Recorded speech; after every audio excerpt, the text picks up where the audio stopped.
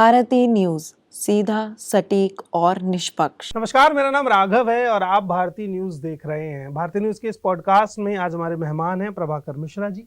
पेशे से पत्रकार हैं, कर्म से शिक्षक हैं और उसके साथ साथ इच्छा से लेखक भी हैं। 2 किताबें लिख चुके हैं। पहली किताब अयोध्या विवाद को लेकर थी, तो दूसरी किताब देश में चले अब तक के सबसे बड़े आंदोलन, आजादी के बाद के किसान आंदोलन पर थी। मगर इन सब बातों से पहले बात होगी आज की प्रेस कॉन्फ्रेंस की, जो board room to court room थी, जिसमें हमारे खास गेस्ट थे। सबसे पहला सवाल तो मेरा यही है कि लोकतंत्र के 2 मजबूत स्तंभ, एक मीडिया, दूसरा न्यायपालिका, दोनों आज एक मंच पर थे, तो क्या तीसरे और चौथे खंभे की कमी महसूस हो रही थी? अब मीडिया जहाँ होती है ना, वहाँ पर किसी खंभे की जरूरत महसूस नहीं होती। इसलिए हम स्वघोषित चौथा खंभा है जी। और हाथी के पाँव में सबका पाँव। सबका पाँव। तो मीडिया कई बार अपनी कमियां बताते बताते अनजाने में कार्यपालिका की कमियां भी उसमें, जैसे हम कहते हैं कि मीडिया इस दौर से गुजर रही है, हाँ, तो फिर उसमें कार्यपालिका के दखल साफ साफ बिल्कुल बिल्कुल, विधायिका का दखल खुद ब खुद दिखने लगता और न्यायपालिका तो खुद थी। हाँ। जजेस थे सुप्रीम कोर्ट। न्यायपालिका की तो बेशक शिकायत थी कि आप मीडिया ट्रायल जो चलाते हैं जजेस के खिलाफ, फैसलों के खिलाफ, इससे थोड़ा कम करें, इससे एक नैतिक दबाव बनता है जजों पर। ये मौका मिलता तो कहता मैं नहीं कह पाया, क्योंकि मेरे समय तक माय लॉर्ड्स जा चुके थे। लेकिन कई मौके ऐसे आए जहां पर ऐसा लगा कि मीडिया के नहीं होने से या मीडिया ट्रायल नहीं होने से कई मामलों में न्याय नहीं मिला। बिल्कुल, और कई मामलों में मीडिया के होने से ही न्याय मिला। तो प्रियदर्शनी 2 मामले में एक्विटल हो गया था, मीडिया ने हाय तो मचाया, ट्रायल हुआ, उसके बाद से तो उसमें न्याय मिला। एक और मैं हमेशा सब जगह बताता हूँ, जिस साल निर्भया कांड हुआ था दिल्ली में, उसी आसपास एक दिल्ली में छावला जगह है, छावला गैंगरेप हुआ था, उसमें 3 आरोपी थे। उसमें ट्रायल कोर्ट से और हाई कोर्ट से लाइफ सेंटेंस मिलने के बाद सुप्रीम कोर्ट में हमला आया और सुप्रीम कोर्ट ने कह दिया कि मतलब प्रोसिक्यूशन केस को वो नहीं कर पाया और वो बरी हो गया। आपको भी केस याद नहीं होगा, बहुत लोगों को केस याद नहीं होगा। क्यों नहीं याद है? मीडिया ट्रायल में नहीं है, मीडिया में नहीं है। तो मीडिया ट्रायल कह करके केवल बात खत्म होने से नहीं होती। आपको इस पर भी बात करनी है कि मीडिया ट्रायल की जरूरत क्यों होती है। उसका एक पॉजिटिव एस्पेक्ट तो हो सकता है। पुलिस अपना काम ठीक ढंग से करे, मीडिया ट्रायल की जरूरत कहाँ है? नहीं। न्यायपालिका अपना काम ठीक ढंग से करे, तो मीडिया ट्रायल की जरूरत कहाँ पड़ती है? बिल्कुल। तो बच्चा तो रोता तब है जब उसका पेट नहीं भरता है ना भाई। कहीं ना कहीं आपको ऐसा नहीं लगता कि शक्ति, जो न्यायपालिका की शक्ति, उसमें एक हस्तक्षेप होता है मीडिया का, जिससे अनकंफर्टेबल महसूस होता हो? कई बार। और कई बार एक होता है क्या है कि आप चाहते हैं कि आप अनचेक्ड रहें। आप तो ये कहते हैं कि मीडिया ट्रायल हो गया, लेकिन क्या ये शिकायत नहीं होती कि जुडिशियल ओवरेज की बात होती है? क्या पॉलिटिकल पार्टियां क्या इस बात से असरती होती हैं कि जुडिशियल आप हमें बताने लगेंगे, आप हमें बताते हैं कि हमें कैसे काम करना होगा, आप हमें बताएंगे, आप संसद को बताएंगे कि संसद कैसे काम करेगी। तब तो आप मीडिया ट्रायल की बात करते हैं, लेकिन आप खुद जुडिशियल एक्टिविज्म की बात होती है, आप सरकारों को बताते हैं कैसे चलते हैं।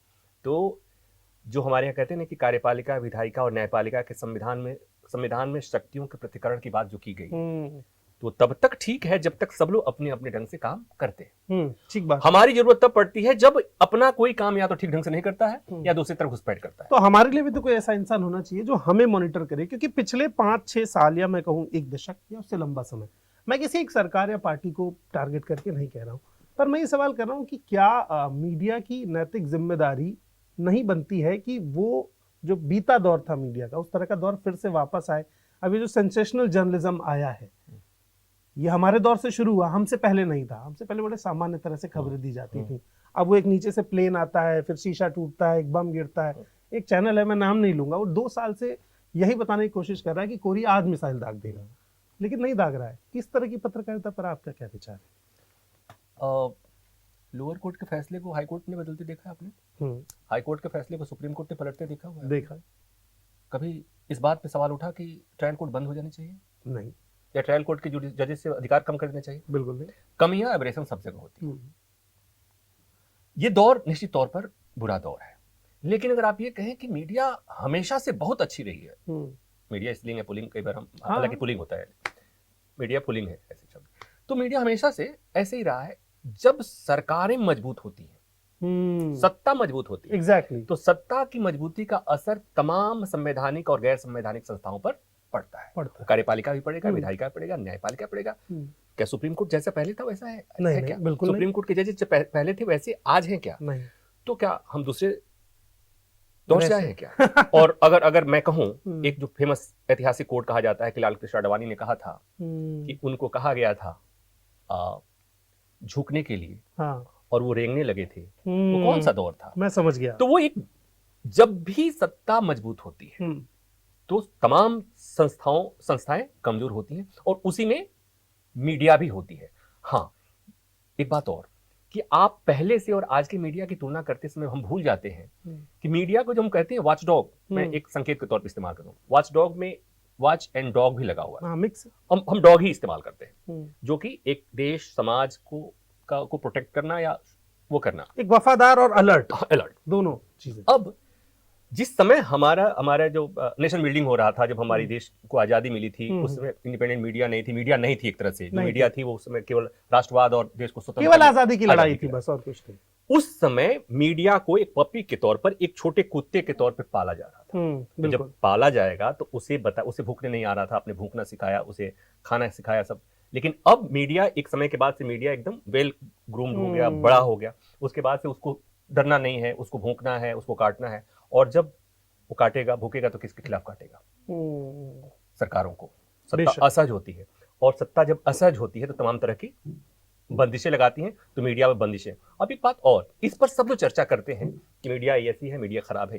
ठीक है, मीडिया में तमाम कमियां हैं, जितनी कमियां गिनाएंगे उसमें 5 कमियां मैं और करनी भी चाहिए, उससे सुधार की गुंजाइश मैं 5 कमियां और मैं जोड़ दूंगा। लेकिन मैं एक ही बात कहता हूं, कार्यपालिका, विधायिका और न्यायपालिका, ठीक है, किसी भी कार्यपालिका के किसी भी सदस्य के खिलाफ मीडिया ने सवाल पूछ दिया, उस सवाल से वो असहज हो गए, उनके खिलाफ सरकारी काम में बाधा डालने का मुकदमा दर्ज हो जाएगा। न्यायपालिका के खिलाफ एक सवाल पूछ के देख लीजिए, my Lord's, contempt of court. कार्यपालिका भी हो गया, न्यायपालिका भी हो गया। विधायिका, किसी विधायक से सवाल पूछ दीजिए, उसमें थोड़ा विशेषाधिकार हनन का नोटिस, उसमें पिटाई भी हो सकती है, पता नहीं क्या क्या हो सकता है। अब बात आती है किस पर?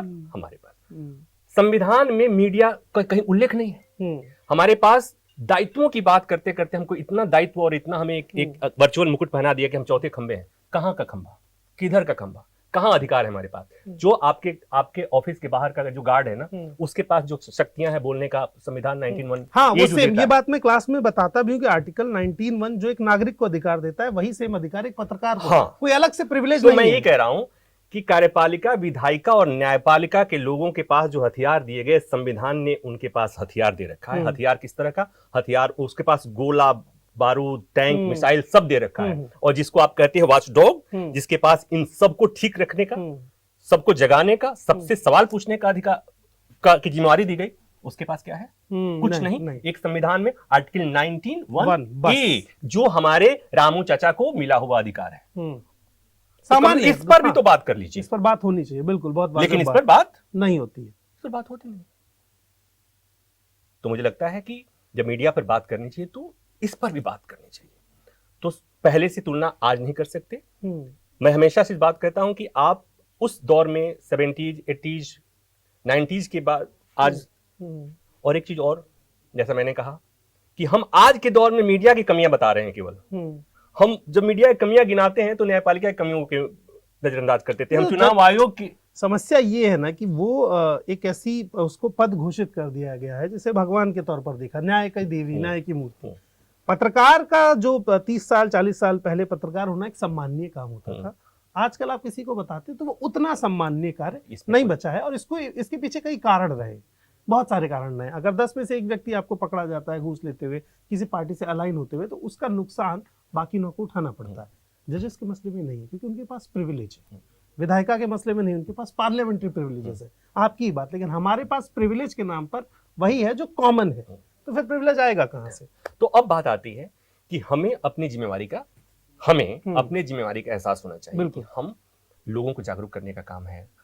डेमोक्रेसी, कहीं भी किसी भी डेमोक्रेसी के सफल संचालन के लिए मीडिया का स्वतंत्र और ईमानदार होना बहुत जरूरी है। तो एब्रेशन से ये बुरा दौर है। बुरा दौर तब भी था जब इमरजेंसी लगी, जब झुकने को कहा गया था और रेंगने लगे थे।